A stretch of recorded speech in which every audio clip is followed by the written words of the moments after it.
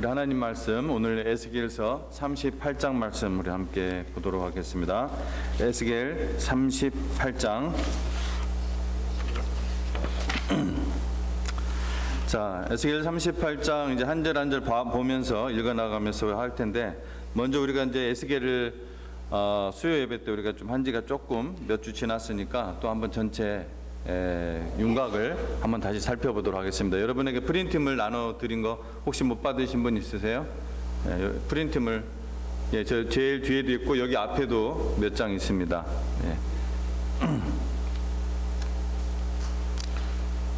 PPT로 하려다가 그냥 여러분이 이렇게 성경책 속에 딱 넣기 좋은 사이즈로 그냥 당분간 갖고 다니시면, 몇 달만 갖고 다니시면 여러분 머릿속에 넣어질 것 같아서 PPT로 하기보다는 여러분 프린트를 좀 해드렸습니다. 자, 여러분 거기 이제 에스겔 전체 구조라고 해서 나오죠. 우리가 이제 뭐 처음 배우는 게 아니에요. 그러니까 다시 한번 우리가 어디에 있는지 다시 한번 우리가 확인하는 겁니다. 38장이 어디에 위치인지. 자, 에스겔 전체 구조를 우리 한번 다시 한번 보도록 하겠습니다.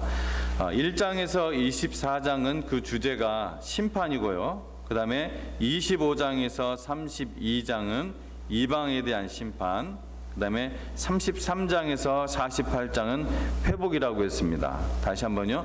자, 이걸 이제 이렇게 나누면 돼요. 1장에서 24장은 하나님의 심판에 대한 메시지고, 그 다음에 33장, 항상 여러분 33장을 기억하셔야 돼요. 3이 두 개인 거 기억하기 좋죠.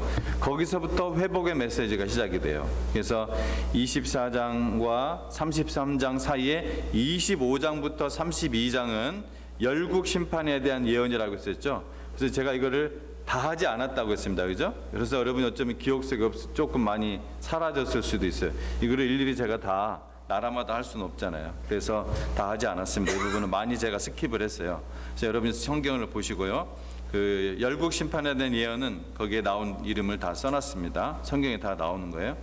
조금 더 이제 자세한 내용을 보면은 1장부터 3장은 에스겔이 소명을 받는 것이죠. 에스겔의 소명과 임무에 대한 말씀이 1장에서 3장에 나옵니다. 에스겔. 그 다음에 4장에서 24장은 유다에 대한 심판 선언입니다.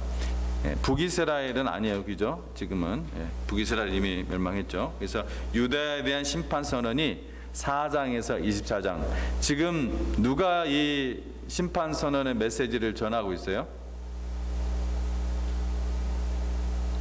누가 대언자예요 지금? 에스겔입니다. 너무 당연하니까 답을 못 하시는 것 같은데, 그거를 잘 기억하셔야 돼요. 그런 것들을 누가 지금 이런 메시지를 전하는지를. 그 다음에 우리가 이 굉장히 중요한 거기 때문에 자세히 봤었죠. 하나님의 영광이 떠나는 것이 10장이에요. 10장. 하나님의 영광이 떠나는 것이 10장. 제가 써놨죠. 그것도 하나님의 영광이 떠나는 거. 그 다음에 이제 33장부터 회복인데, 좀 더 구체적으로 자세한 내용을 보면은 33장에서부터 39장은 이스라엘의 소명과 임무, 그 다음에 이스라엘의 회복 선언에 대한 메시지입니다. 특별히 이스라엘의 소명과 임무, 즉 아까 1장에서 3장은 에스겔의 소명이었잖아요. 근데 이게 이제 공동체적인 하나님이 택하신 이스라엘 백성들의 그 소명, 공동체적인 그 소명을 확인시켜 주는 거예요. 다시 그것이 33장입니다.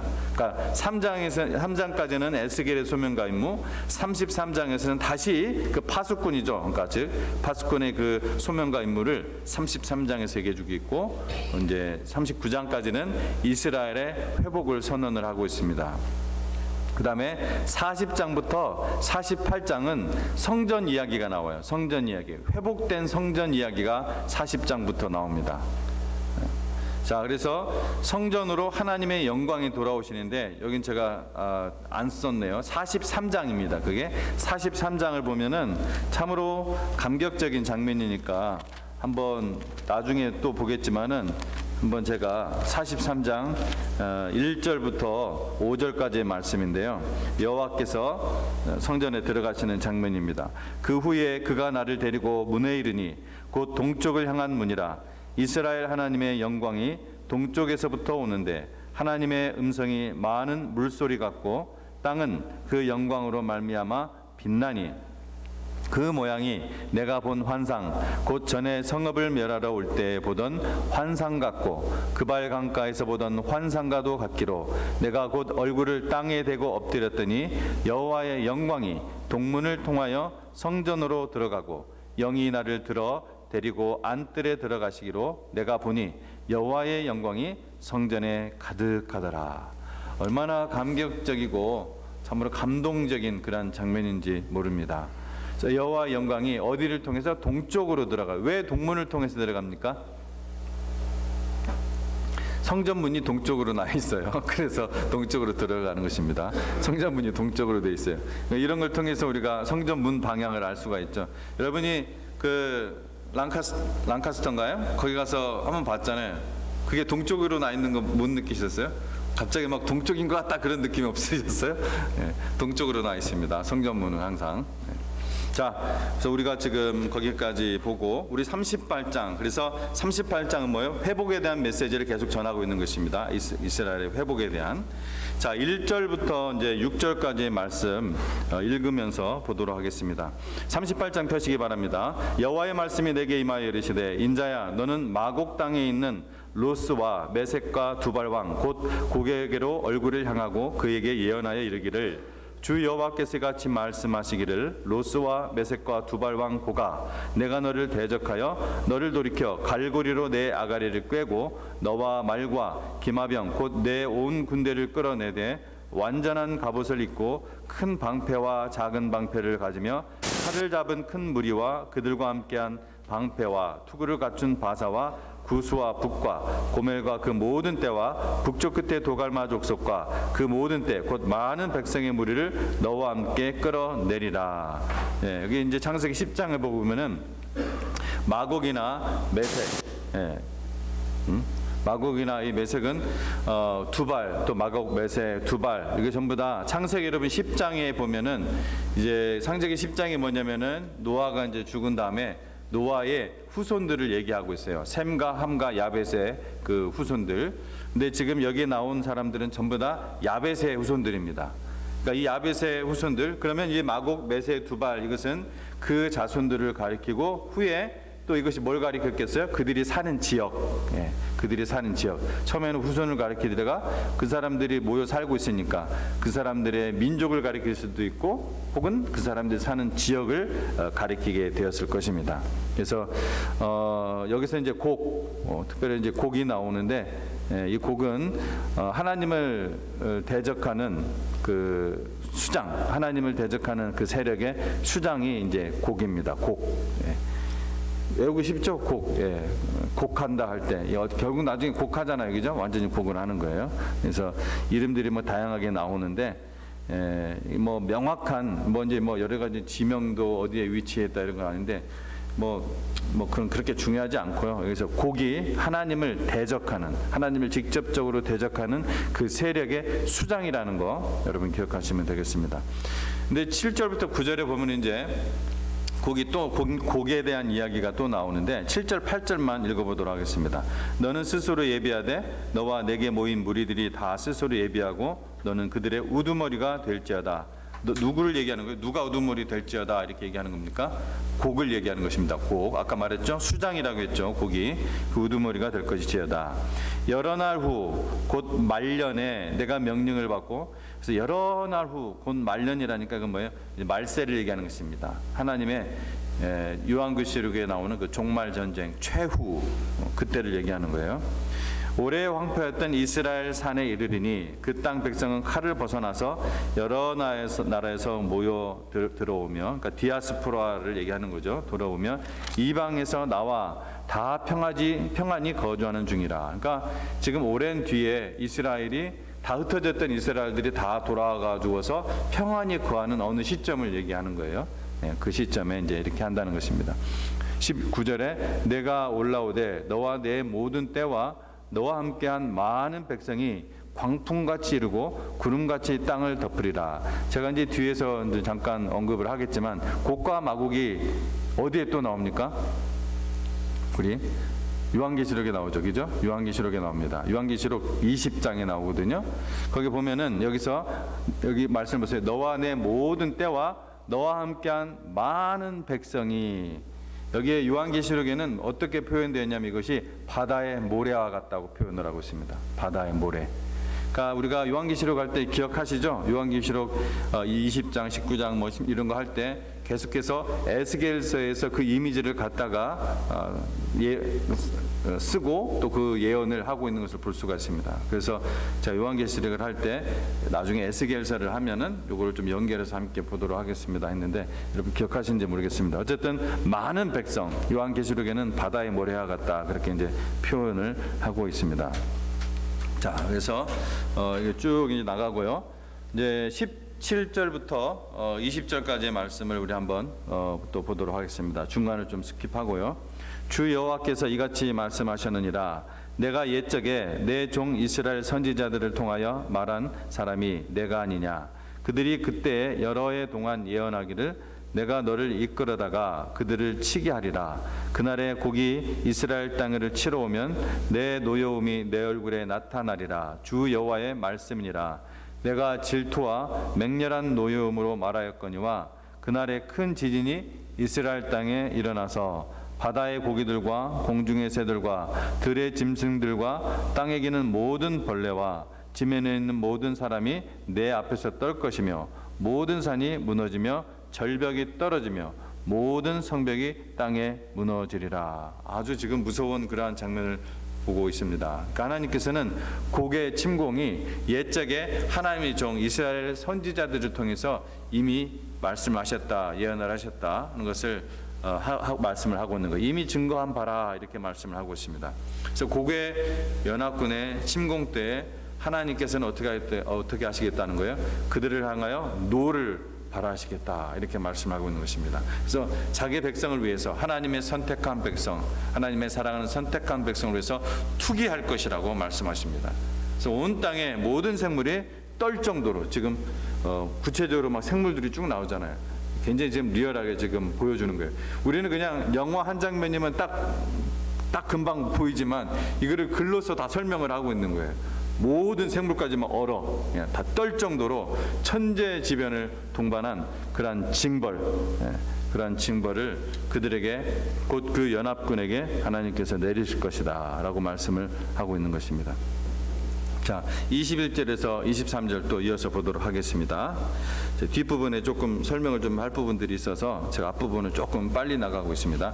21절에서 23절 주 여호와의 말씀이니라. 한번 우리 이거는 한번 여러분 심심하죠? 같이 한번 읽어보도록 하겠습니다. 21절부터 23절은 같이 한번 읽어보도록 하겠습니다. 시작. 주 여호와의 말씀이니라. 내가 내 모든 산 중에서 그를 칠 칼을 부르리니 각 사람이 칼로 그 형제를 칠 것이며 내가 또 전염병과 피로 그를 심판하며 쏟아지는 폭우와 큰 우박덩이와 불과 유황으로 그와 그 모든 무리와 그와 함께 있는 많은 백성에게 비를 내리듯 하리라. 이같이 내가 여러 나라의 눈에 내 위대함과 내 거룩함을 나타내어 나를 알게 하리니 내가 여호와인 줄을 그들이 알지라. 자, 아멘. 자, 그래서 곡의 이 연합군은 우리가 요한계시록에서도 그 말씀을 함께 보았지만은 하나님께서 그들에게 내부적 싸움이 일어나게 한다고 했죠. 내부적 갈등으로 인해서 내전이 일어나요. 그리고 하나님께서 하나님의 심판, 자연을 동원한 심판은 어느 누구도 못해요. 무기를 동원한 것은 사람이 어떻게 할 수 있지만 그 무기보다도 아주 압도적인 하나님의 이 천재지변. 일단 전염병, 우리가 코비드 한번 겪어봤잖아요. 꼼짝 못합니다. 꼼짝 못해. 오늘 성경 말씀에도 그 전염병에 대한 그 이야기가 나오죠. 이 전염병, 그 다음에 뭐 큰 폭우와 큰 우박 덩어리, 그리고 불과 유황, 이런 것들로 지금 막 하나님께서 심판을 할 것이다. 그래서 이 곡의 연합군에 대한 징벌로 인해서 그 결과는 뭡니까? 항상 에스겔서에서 강조하고 있는 것이 있죠. 하나님의 그 크심과 이 심판으로 인해서 하나님의 그 위대하심, 그 거룩하심, 그것이 드러날 것이고 그들이 이것으로 말미암아 어떻게? 내가 여호와인 줄 알리라. 내가 여호와인 줄 알리라. 에스겔서는 계속해서 그 얘기를 하는 거예요. 열국에 대한 하나님의 심판, 유다에 대한 심판을 하시고, 또한 유다의 회복을 위해서 열국에 대한 심판을 하시고, 내 새끼를 쳤으니까 하시고, 그 결과로 너희가 내가 여호와인 줄 알리라. 여러분, 여호와의 뜻이 뭡니까? 여러분이 알고 있는 여호와라는 뜻이 뭐죠? 하나님께서 나는 스스로 있는 자라. 우리나라 성경은 최소한 그렇게 번역이 되어 있잖아요, 그렇죠? 나는 스스로 있는 자라. 좋은 번역입니다. 또 I am that I am 하면은 그대로 한다면은 원래 그 말이거든요. 원어적인 의미는 그 말 그대로 하면은 나는 나다. 나는 나다. 나 누구냐고? 나는 나야. 하나님이 그렇게 얘기하는 거예요. 그래서 지금 그 모세에게 이스라엘 백성에게 가서 하나님 뭐라고 내가 그들에게 소개합니까? 나는 나야 하고 딱 얘기하는 거예요. 그러니까 이제 그것은 이제 신학적인 해석은 나는 피조물이 아니라 스스로 존재하신 하나님이다. 피조물이 아니에요. 우리는 피조물입니다. 우리가 이거를 망각하면은 그때 이제 우리가 하나님 앞에서 죄악을 저지르게 되고, 하나님 그 죄악이 들어오면은 하나님과 우리 사이의 관계가 끊어집니다. 그것이 바로 뭐예요? 죽음입니다. 사탄이 뭘 항상 공격을 해요? 그걸 공격해요. 그렇게 유혹을 해요. 네가 하나님 되라고. 네가 하나님처럼 될 수 있어. 그 얘기하는 거예요. 네가 하나님처럼 될 수 있어. 네가 판단해. 네가 결정해. 네 마음대로 해. 이 결정이에요. 그렇죠? 예. 그렇게 해서 결국 어떻게 됐습니까? 예. 여자도 남자도 똑같이 그 유혹에 넘어가고 그 시험에 넘어가서 자기가 하나님처럼 될 수 있다니까. 말이 됩니까? 그게 어떻게 자기가 하나님 돼요? 피조물이 하나님 될 수가 없어요. 불가능해요. 그러니까 마귀는 뭘 이용해요? 이볼루션을 이용하는 거죠. 점점 우리가 뭐가 될 수 있다는 거예요?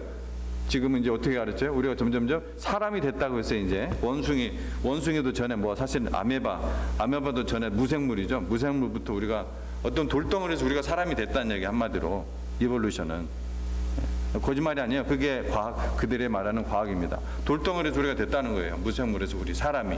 근데 또 계속 이볼루션을 할 거 아니에요. 어디까지 간다는 얘기예요? 하나님이에요.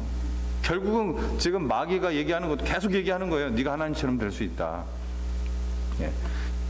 우리가 그 어떤 육체적으로 어떤 물리적으로 하나님 안 되더라도 지금도 우리에게 오는 가장 큰 하나님이 정말 증오하고 싫어하시는 근본적인 그 죄악은 내가 하나님 되는 거예요. 내가. 그러니까 우리가 예수님을 주님이라고 부른다면은 내가 주가 되면 안 되죠. 나는 어떻게 해야 돼요? 나는 죽은 거예요. 나는 십자가에 죽어야 돼. 왜 그렇게 하십니까? 왜 그렇게 하세요? 내가 옛사람이 죽지 않으면은 내가 새 사람으로 살 수 없기 때문에. 여러분, 새 사람으로 살기 원하시죠? 그렇죠? 새로운 피조물로 살기 원하시잖아요. 하나님이 주신 그 성품으로 예수님처럼 살고 싶잖아요. 그러려면은 우리가 옛사람이 죽지 않으면은 안 돼요. 그럼 그걸 어떻게 하느냐? 새 사람으로 옛사람을 물리쳐야 돼. 새 사람으로. 계속해서 더러운 그릇이 우리 안에 참 더러운 것들이 있는데 계속해서 위에서 깨끗한 물을 부어야 깨끗하게 씻어지는 것처럼 우리가 어떻게 끄집어낼 수 없잖아요. 계속해서 이 생수 대신 하나님의 말씀으로 씻어지고 또 성령이 우리 배에서 그래서 막 흘러나는 그러한 일들이 일어날 때 우리 안에 있는 그러한 죄의 찌꺼기들이, 우리의 잘못들이, 우리의 실수들이 더 쌓여지지 않도록, 이게 쌓여지면 우리가 길티의식이 갖게 되거든요. 길티의식이 되면 계속 그 길티의식이 우리의 발목을 붙잡게 돼요. 그것은 양심이 아니에요. 길티의식은 양심을 이용한 마귀의 역사입니다. 그래서 계속해서 하나님의 말씀으로 우리가 그런 것들을 깨끗하게 계속해서 있어서내고, 자꾸 그런 길티의식으로 나를 정죄하는 사탄에게 물러가라고 해야 돼요. 물러가라고. 예수 그리스도 이름으로 나는 다 용서받은 것으로 선포하고 해야 됩니다. 자 그러면은 이 에스겔에 나오는 곡에 대한 심판, 에스겔에 나오는 이 곡에 대한 심판과 요한계시록에 나오는 곡과 마곡의 심판은 어떤 상관관계가 있는가, 어떤 좀 관계가 있는가? 우리가 에스겔서 38장 2절에 나오는 그 2절, 그리고 또 39장 1절에도 나와요. 그러므로 인자야 너는 곡에게 예언하여 이르기를. 이 곡에 대한 이 마곡의 왕인 곡을 만날 수 있는데, 또한 요한계시록 20장에서 자, 그걸 펴놓으시고, 그렇게 그대로 펴놓으시고 요한계시록 20장을 한번 이제 펴보시기 바랍니다. 우리가 요한계시록을 이미 했으니까 다 까먹었겠지만, 그래도 한번 이게 또 보면은 굉장히 뭐랄까 어떻게 해야 되나요? 기억이 새록새록 날 수가 있겠죠. 다 까먹었지만은. 자, 그래서 요한계시록 20장에서 이 나오는 거예요. 8절을 한번 볼까요? 8절 나와서 땅의 사방 백성 곧 곡과 마곡을 미혹하고 모아 싸움을 붙이리니 그 수가 바다의 모래 같으니라, 이렇게 나옵니다. 자, 여기서는 곡은 역시 나오긴 하는데 또 마곡이라고 이렇게 따로 나오죠, 그죠? 그래서 이거는 이제 정확하게 잘 모르겠어요. 해석상 어떻게 우리가 해야 될지. 근데 어렵진 않아요. 제가 사실은 설명하기는. 왜냐하면 마곡은 아까 지역이라고 했잖아요. 그러니까 곡은 왕이고 마곡은 그 지역 사람들, 그 지역을 대표. 그러니까 예를 들어 바이든과 미국 뭐 이런 거죠. 이런 식으로 우리가 생각할 수가 있죠. 그렇게 생각하면 뭐 어렵지 않습니다. 어쨌든 왕은 곡이라는 걸 우리가 생각하시면 됩니다. 그래서 만나게 되는데, 요한계시록에서 이 곡과 마곡은 땅의 사방에서 7절에 천년이 참에 사탄이 그 옥에서 놓여 나와서 8절 나와서 땅의 사방에서 나오고 있어요. 그래서 무저갱에서 나온 사탄 마귀가 곡과 마곡 곧 땅의 사방 백성, 무슨 말이에요? 곡과 마곡은 땅의 사방 백성을 상징하는 것이라는 것을 우리가 알 수가 있죠. 굳이 우리가 곡과 마곡이 오늘날의 어느 나라인가, 종말의 어느 나라를 가리키는가, 이것에 대해서 여러분 고민할 필요 없어요. 그냥 땅의 사방 백성을 가리키는 그 어떤 수장이 곡이고, 그리고 사방 백성은 마곡이 상징한다, 이렇게 여러분 생각하시면 됩니다. 그래서 미혹해서 어떻게 한다고요? 그들이 성도들의 진과 9절 말씀에 성도들의 진과 사랑하시는 성을 공격할 것이라고 나와 있습니다. 이것은 이제 미래에 일어날 일이죠. 지금 일어날 일이 아니라. 자, 그러므로 이 곡과 마곡은 장차 도래하게 될 인류 그 최후의 전쟁, 인류 최후의 전쟁. 그것이 뭐 영적인 것이든 뭐 물리적인 것이든 그것을 우리가 여기서 구분할 필요 없고, 뭐 대표적인 전쟁 뭐 있습니까? 아마겟돈 전쟁, 그죠? 이 아마겟돈 전쟁이자 또 곡과 마곡의 전쟁을 가리키는 거라고 볼 수가 있어요. 최후의 전쟁. 곡과 마곡은 곡과 마곡은 장차 이제 미래에 도래하게 될 왜냐면은 천년왕국이 끝날 때 사탄이 놓인다고 했잖아요. 그죠? 끝날 때. 그러니까 지금이 아니에요. 미래에 일어난 어떤 일이에요. 그때 곡과 마곡이 일어나서 하나님의 성을 대적을 해요. 그래서 제가 이걸 얘기할 때는 제 관점에서는 이것은 이 물리적인 전쟁으로 이 세상이 종말이 되는 것이 아니라, 그런 일은 일어나지만 우리는 그런 전쟁으로 망하지를 않아요. 하나님의 심판으로 이 땅은 망하게 돼 있지, 어떤 천재지변이나 이제 가면 갈수록 그런 천재지변과 많은 전쟁들이 처체에서 일어나고 이런 거 하겠지만은 그것으로 세상이 끝나는 게 아니에요, 절대로. 하나님의 심판으로 끝나는 것입니다. 하나님의 심판. 그것은 뭐에 불과해요? 징후에 불과해요. 징후. 징후. 심프텀에 불과합니다. 그것으로 끝나는 게 아니에요. 그래서 그것을 우리는 전혀 두려워할 필요가 없습니다. 왜냐하면 하나님께서 그것을 승리케 하시기 때문에. 그래서 예수 그리스도께서. 그래서 이 하나님과 하나님의 백성을 대적하고 공격하는 악의 세력의 총체, 이걸 뭐라고요? 곡과 마곡. 곡과 마곡. 여러분이 그렇게 생각하십니다. 그래서 다시 한번 또 정리를 해드릴게요. 이제 요한계시록 옛날에 우리가 했던 걸 다시 기억하면서, 요한계시록에 보면은 천년 왕국이 이제 끝날 쯤에 이 일이 일어나잖아요. 천년 왕국이 끝날 쯤에 이 두 개가 일어나, 사실은 두 전쟁이. 하나는 아마겟돈 전쟁으로 표현되어 있고, 하나는 곡과 마곡의 전쟁으로 표현되어 있어요. 자, 이 두 전쟁이 투 디퍼런 전쟁이냐 아니면 같은 전쟁이냐, 이것에 대해서 학자들 간에 어떠한 주장이 좀 다릅니다. 서로 인정을 하는 부분이 있지만은 주장이 좀 달라요. 그때 제가 이제 요한계시록에 갈 때 이 부분에 대해서는 좀 제가 자세히 하지 않았습니다. 괜히 얘기를 했다가 여러분이 헷갈리실까봐. 자, 아마겟돈 전쟁은 16장에 나오니까 한번 봐보세요. 16장에 아마겟돈 전쟁 얘기가 나와요. 16장을 보도록 하겠습니다. 12장부터 쭉 이제 유프라테 뭐 쭉 나오고 쭉 하면서 15절에 어디서부터 볼까요? 13절부터 보죠. 또 내가 봄에 개구리 같은 새 더러운 영이 용의 입과 짐승의 입과 거짓 선지자의 입에서 나왔다고 했어요.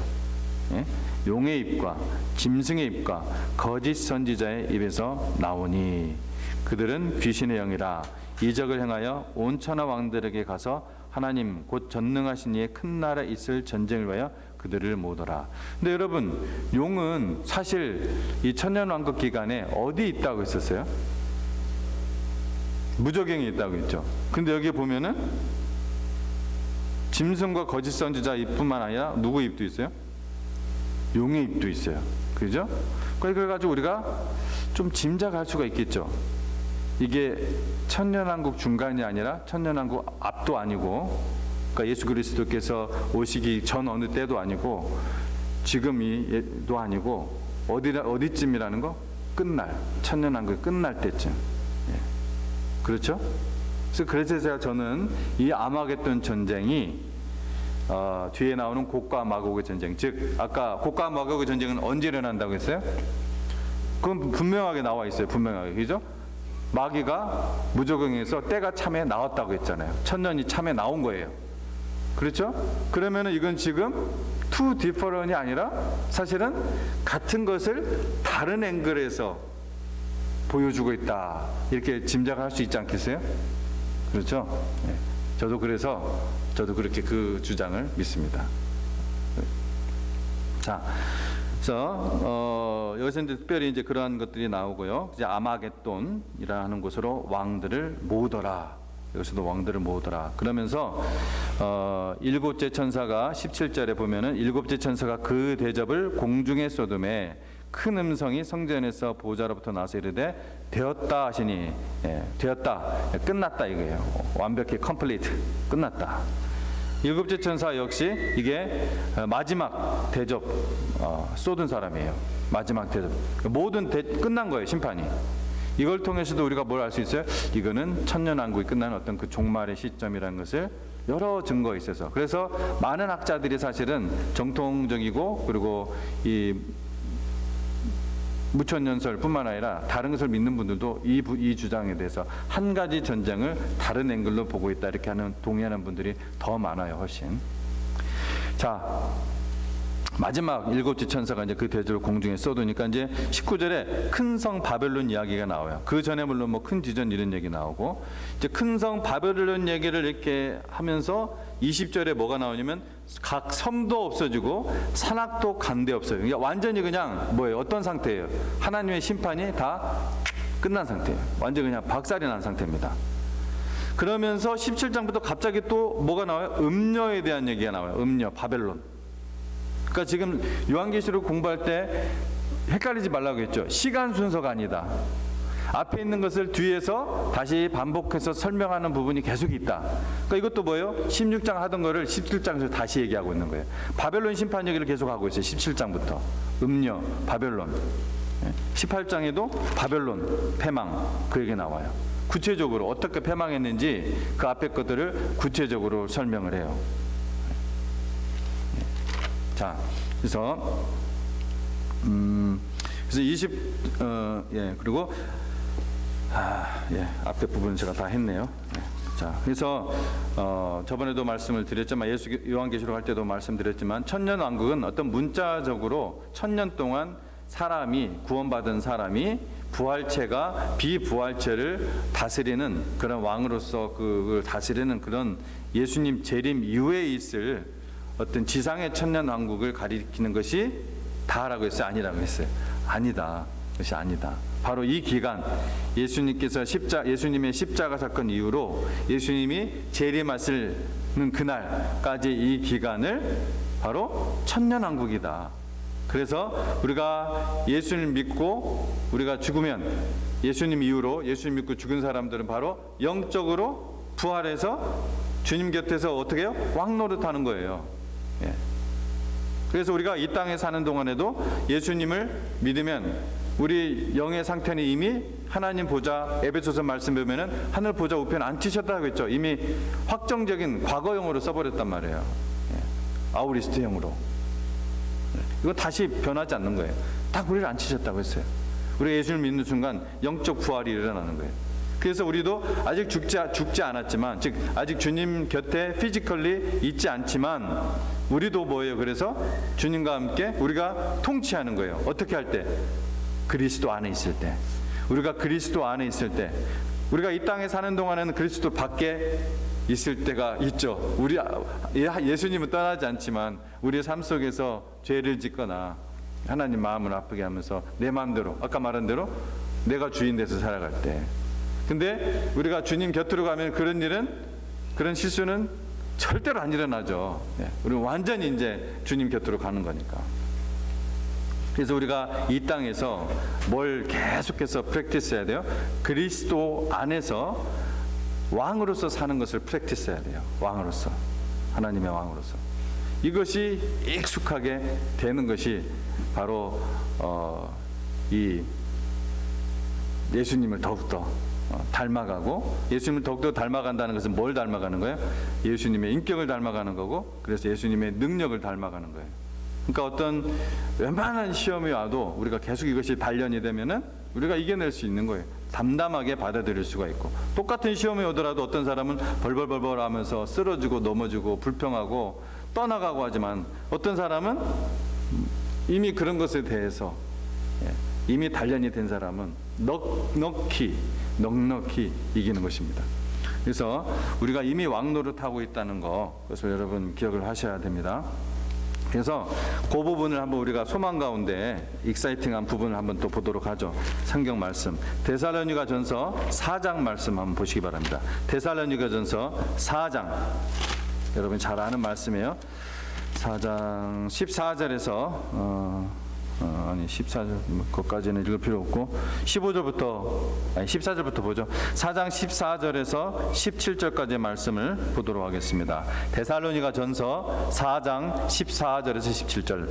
우리가 예수께서 죽으셨다가 다시 살아나심을 믿을진대. 아멘. 아멘. 예.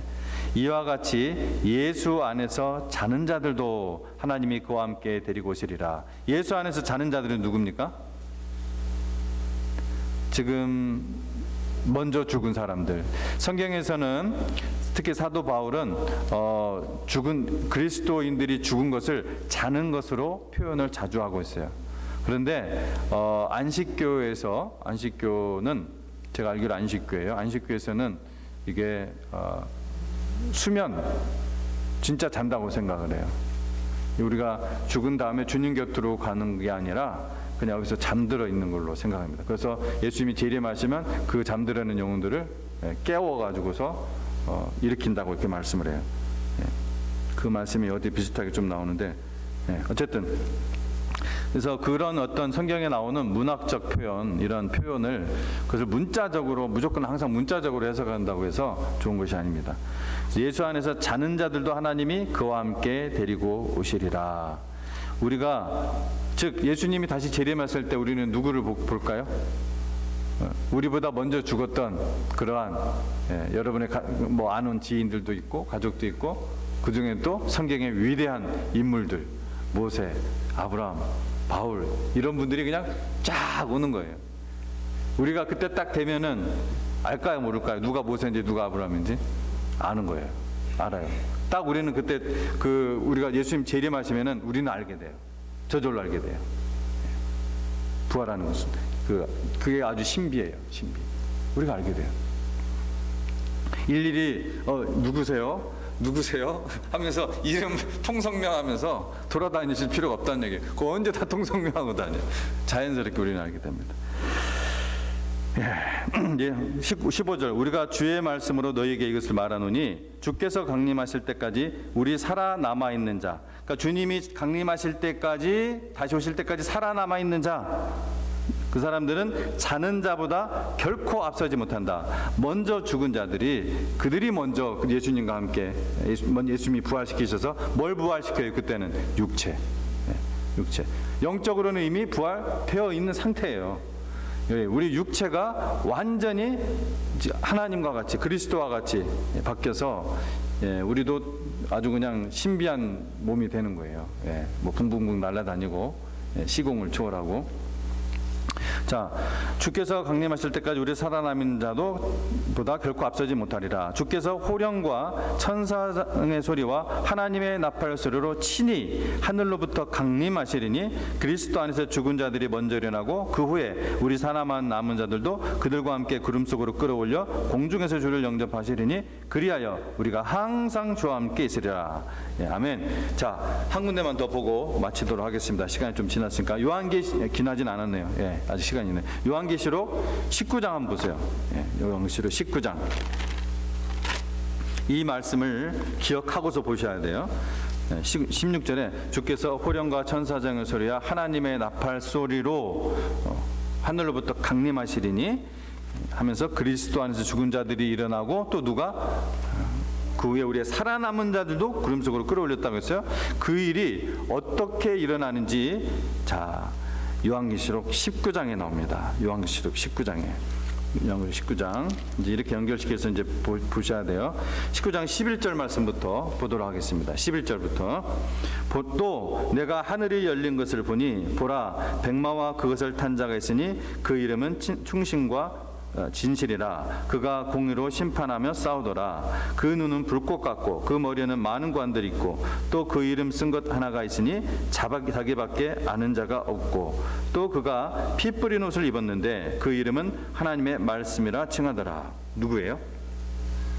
예수님이죠. 예수님. 자, 예수님이 딱 와요. 예수님이 공중에서 옵니다. 공중에서. 자, 공중이에요. 공중. 이걸 기억하셔야 돼요. 우리가 데살로니가 4장에서 공중 이야기 들었죠. 자, 14절 보세요. 하늘에 있는 군대들이 희고 깨끗한 세마포 옷을 입고 백마를 타고 그를 따르더라. 이 하늘에 있는 군대들이 누구예요? 천사와 우리예요. 천사와 우리예요.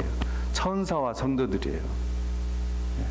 근데 아까 데살로니가 4장에서는 이거를 더 구체적으로 보여주는 거예요. 그리스도 안에서 죽은 자들이 먼저 주님과 함께 부활체가 돼서 내려오고 그때까지 살아남은 사람들이 공중에서 바로 부활체가 돼서 죽음을 맛보지 않는 거죠. 그러니까 주님과 함께 주님의 군대가 돼가지고서 탁 따르는 거예요. 백마를 타고서. 자, 근데 15절에 그의 입에서 예리한 검이 나오니 그것으로 만국을 치겠고 친히 그들을 철장으로 다스리며, 여기서 철장으로 다스린다는 것은 이걸 갖고 이제 자꾸 천년왕국하고 연결시키는데 그거 아니에요. 이거 하나님이 심판하시는 메시지입니다. 심판하는 메시지. 심판하신다는 걸 철장으로.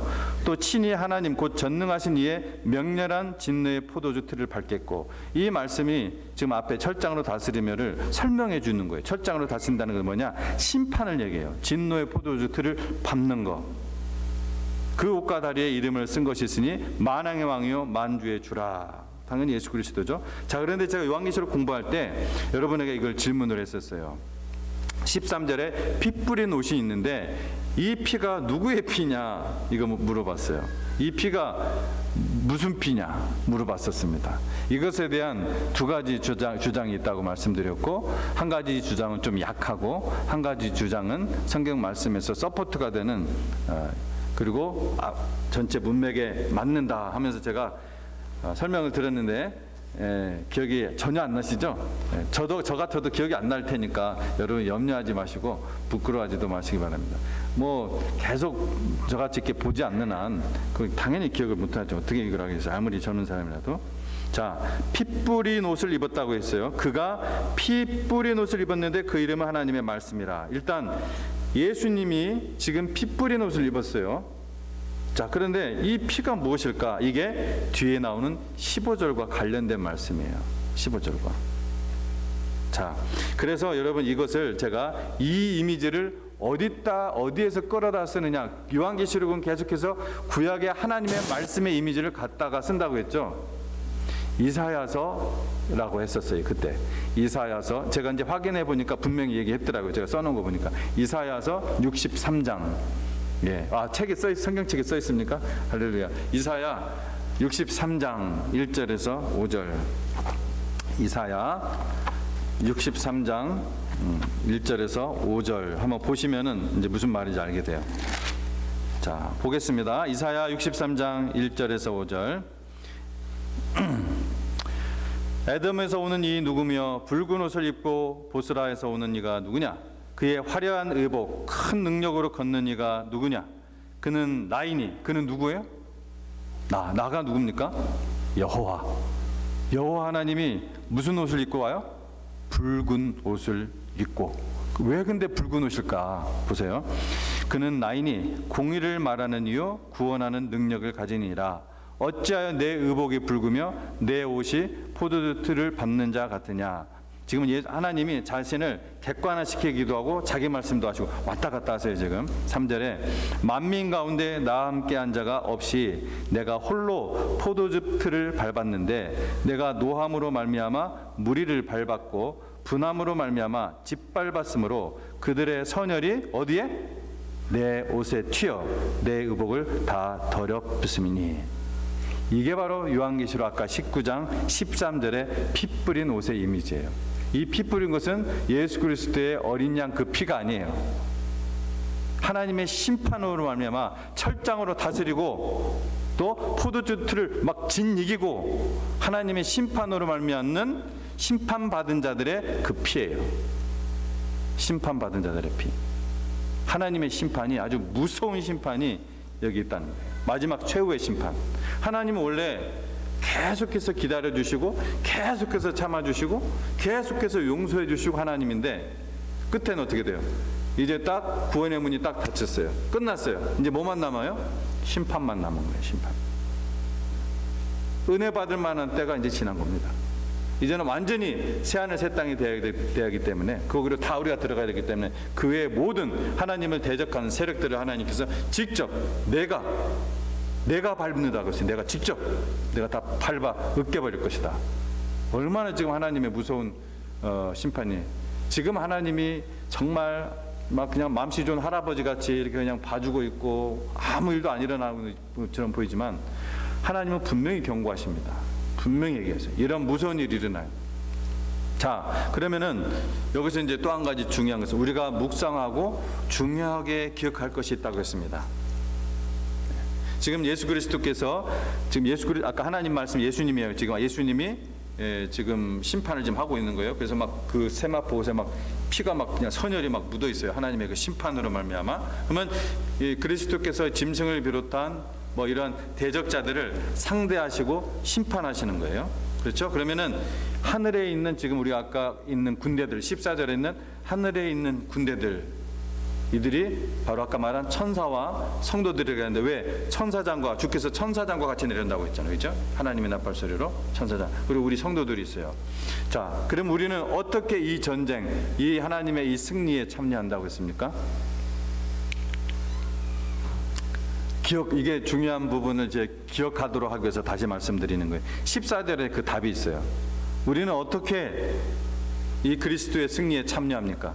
우리도 막 같이 나가서 막 싸우고 막 이 지금 최후의 심판이에요. 최후의 심판. 우리가 심판자가 될까요? 아니에요. 심판은 누구? 하나님이 하시는 거예요. 자, 그러면은 이 그리스도의 승리에 참여는 어떻게 하는 것이냐? 거기 답이 있어요. 이것도 그때 제가 얘기했어요. 따름으로, 그를 따름으로, 주를 따름으로 주님의 승리에 우리가 참여하는 거예요. 주를 따름으로. 우리는 그냥 주님 따라가는 거예요. 계속해서 주님 따라가는 거예요. 그때 우리가 지금 주님을 따르는 사람들이 그때도 주님을 따르는 거예요. 내가 지금은 주님을 안 따르는데 나중에 따를게. 그때는 기회가 없어요. 지금 주님을 따라야 돼요. 우리는 주님을 따를 때, 오직 우리가 주님을 따를 때 그리스도의 그 승리에 참여할 수가 있는 것입니다. 아멘. 지금도 마찬가지입니다. 우리는 승리를 어떻게 우리가 맛볼 수 있느냐? 진정한 승리는 그리스도를 따를 때 어떤 상황에서도 어떤 컨디션에 있어서도 주님을 따를 때 하나님의 승리에 동참할 수가 있습니다. 그 맛을 지금 이 시간에도, 최후 종말일 때뿐만 아니라 이 시간에도 맛을 볼 수 있다. 그 얘기도 여기서 하고 있는 것이죠. 여러분, 세계 역사는 누구의 손에 있습니까? 하나님의 손 안에 있습니다. 하나님께서는 악인들을 반드시 심판하실 것입니다. 하나님을 대적하는 자들, 악인들, 죄 용서받지 못한 죄로 살아가는 자들, 하나님 반드시 심판하세요. 그렇게 하시는 것은 이유가 뭐라고요? 하나님의 거룩함, 하나님의 영광을 드러내서 내가 여호와인 줄 알게 하도록 하기 위해서인 것입니다. 기도하겠습니다. 하나님 아버지 감사합니다.